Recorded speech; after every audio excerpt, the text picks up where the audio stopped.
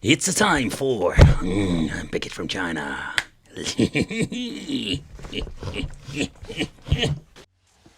Hey guys, welcome back to the channel. It's awesome that you're tuning in. So in this video we are going to take a close look at the X9S edition 2021, and yeah, I know this box has been completely destroyed in the package that it was packed in from China. Yeah, it happens sometimes, so if you're like a box collector, yeah, this problem will happen a lot.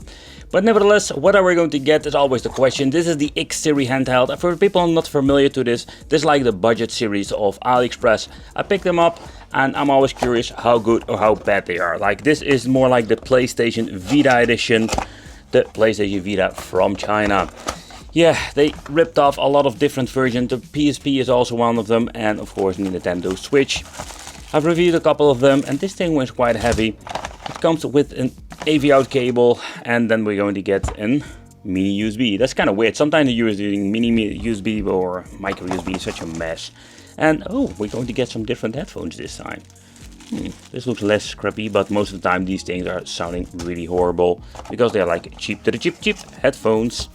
Alright, so then we're going to get the manual in 2 languages. The 30-pin manual, like always, that gives a quick explanation how everything works. If you have any questions, you can always check it out. But we're going to do a quick overview of the product. So let's put this thing back. We're not going to need that anymore. Let's take a close look at the handheld itself and what are we going to get when it comes to the quality. Ta-da! So here it is, the PlayStation Vita from China. And the reason I'm calling it because it looks quite similar to the PlayStation Vita in many different ways.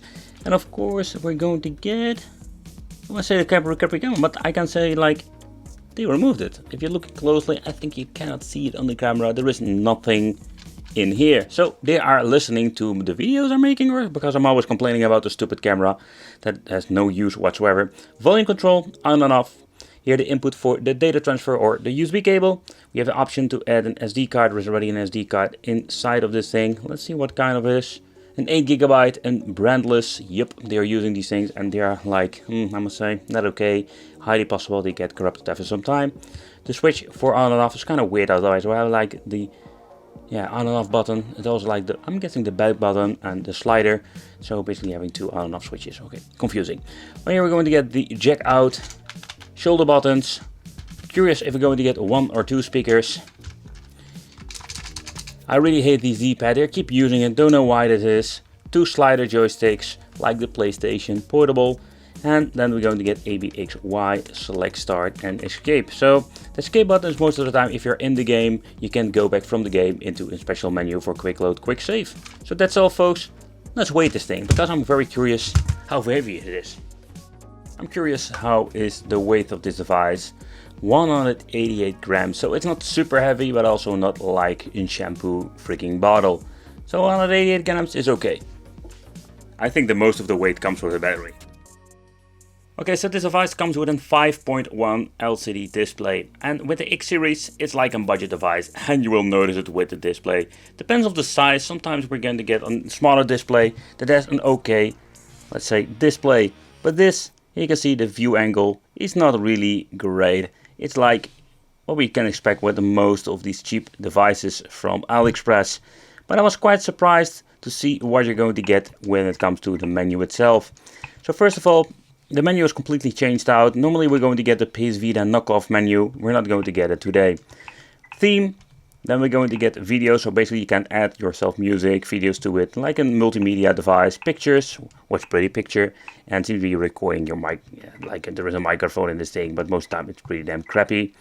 Okay, the browser function has nothing to do with the internet, so what you can do with this option, it doesn't do anything now, no, it doesn't do anything, but if you can go into the SD card, I didn't add it now, so I'll add it later, so you can browse to the file system itself. As you can see, nothing seems to be working. Such a weird thing. When you're pressing all the way to the right, you can see we're having some games or shortcuts for games. But take consideration that if the file behind it are gone, you have a big problem. Another weird thing is like when I didn't add an SD card, I couldn't get into the settings. Such a weird situation. Power saving, here we can basically say that we can shut down the LCD after a couple of, let's say a couple of minutes. But overall, like we have a TV out functionality over here, we can switch it on. When you're pressing one of these systems or region systems, then we're going to shut down the LCD display. So we cannot use it like with an LCD display, gaming, and in combination with a TV out. So there's not a lot of stuff you can do with it. Let's change the brightness to number 5 to give you a better clear image, but that's it. Number 5 is the highest. That's it. Let's go to the backlight settings. We can go to turn it off so it stays on. So that's it. That's what the settings. But when you're going to boot up a game, and then we can change out the aspect ratio, for example. Here you can see when we're going to get into the menu for the game, we can, they are saying restart, but basically like start the game, low progress, settings, sound output, key mapping, screen size. But the weird with the screen size is if you're going to put an original aspect ratio, you're going to get a very tiny screen with GBA. So the aspect ratio stuff doesn't work, that's great. But let's boot up some games. Let's see how the emulation is the emulation even good with this device? Let's remove the screen protector, otherwise everybody's going to complain about it. Oh man, they did a really bad job with the screen protector. Look at this, all the air beneath.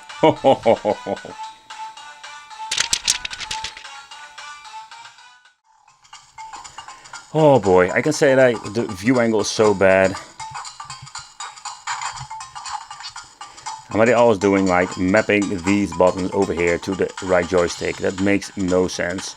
So even if you can play games like PlayStation 1, but by the way you can't because it is not powerful to emulate those games. Still I get the idea that we're going to get a sound delay.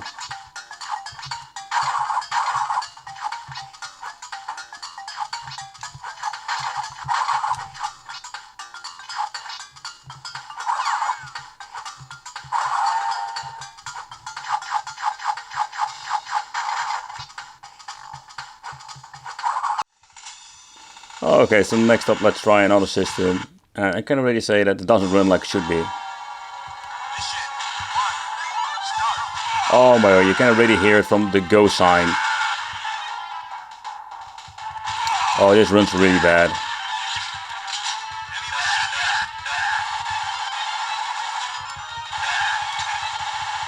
So the Neo Geo part is completely messed up.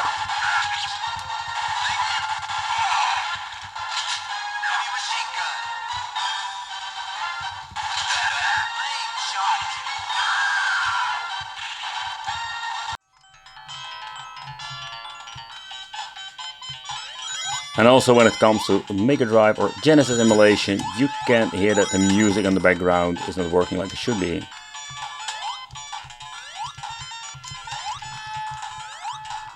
Alright, let's switch to the analog stick. Oh, it's awful.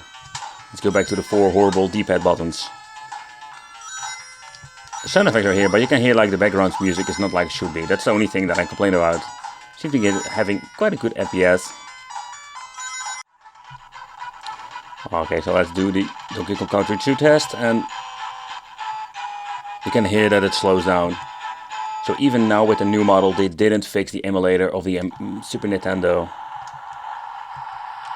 I'm guessing these do nothing. So actually gameplay is okay, but like it slows down just randomly. It's freaking annoying.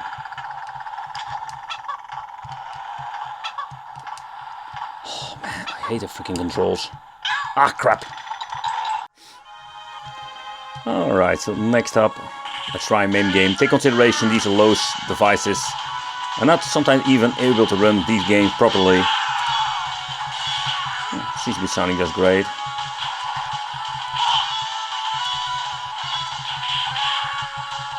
Again, here just the background music is just slightly messed up. But playing this game with a D-pad like this is just completely annoying and unplayable.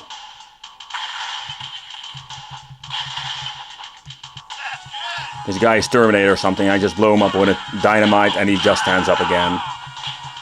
So fun facts, like if you want to turn it off, it doesn't work at all. Let's hold this button.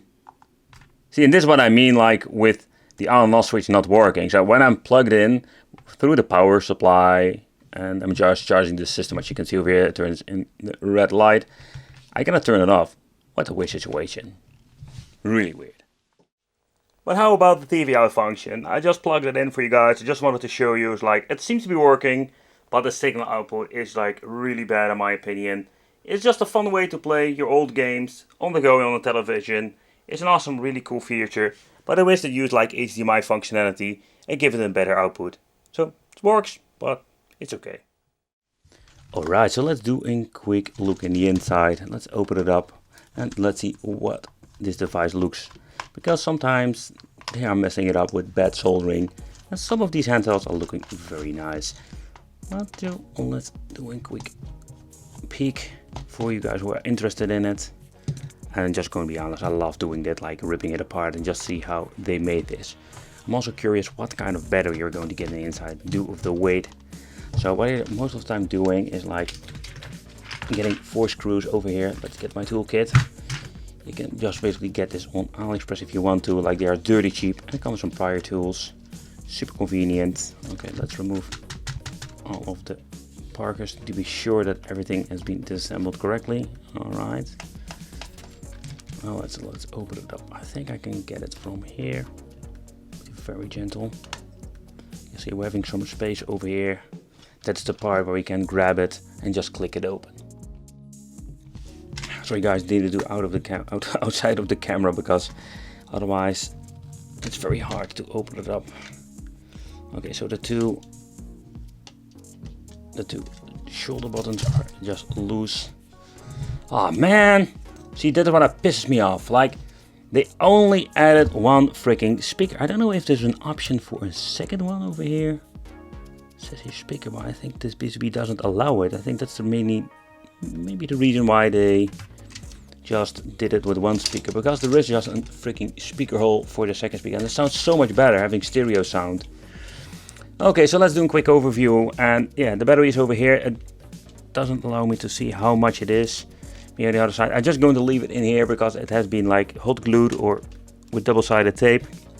You can see the battery is over here, like with the connection or the soldering straight onto the main board. So if your battery goes dead, you can replace it. You need to find the right shape, form factor, and of course a milliamp, and you can just resolder it back.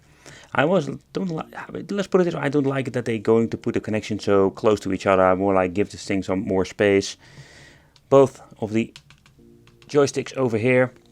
This device has been produced in 2021, so this time they didn't lie, because they are selling these things like brand new model, but sometimes they're freaking naughty, like selling the same old crap over again. It's not the case. Like one big PCB for the mainboard and everything, all the chips. They even removed the crappy camera this time. And let's see, here we're going to get the Vita Taiwan chip over here. This is the central processor unit. And they are using the ATG2273S. To be honest, it doesn't say anything to me at the moment. I can always look it up. But in the end, like, this is the stuff that we're going to get in the inside. There is not a lot, no modifying. If you want to get yourself a bigger battery, that's not possible. There is no space for it. But yeah, the LCD display, it's freaking horrible. Maybe you can swap it out, but is it worth doing with a cheap device like this? So let's put it back together and let's chit chat about the final conclusion. Alright guys, final conclusion time. So what do I think of this device? So in overall the performance, it's a mixed bag. You can see like Neo Geo, MAME, it doesn't really, let's say, run the games perfectly like it should be. And that's such a bummer. So they replaced some things like, or better said, removed some things like the camera. Finally they removed some like nonsense that you don't use, or I don't use it. And overall, like only one mono speaker, maybe the mainboard doesn't allow it, but I like these tiny things. They try to improve it, but they're still using the same crappy emulators. And this is such a bummer in my opinion. Yeah, let me know what you think of this. I want to thank you for watching. Consider subscribing, hit that little bell, become on the Wicked family, and we'll see you in the next video.